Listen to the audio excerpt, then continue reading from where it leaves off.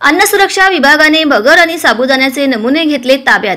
सांगोला शहरात भगरीच्या पिठातून झालेल्या विषबाधेतून अनेक जणांना उलटी, जुलाब, मळमळचा त्रास होऊ लागल्याने 20 जणांना खासगी रुग्णालयात दाखल करण्यात आले। डॉक्टरांकडून वेळीच उपचार केल्याने अनुचित घटना टळली आहे। ही घटना गुरुवारी 3 ऑक्टोबर रोजी मध्यरात्री घडली। दरम्यान बाधित रुग्णांवर उपचारानंतर सुधारणा झाल्याने डॉक्टरांकडून डिस्चार्ज देण्यात आला। नवरात्रीनिमित्त उपवासाला घरोघरी साबुदाणा, भगरीसह इतर अनेक उपवासांच्या पदार्थाला मागणी असते। उपवास काळात अल्पोपहार म्हणून भगरीचा अधिक वापर केला जातो।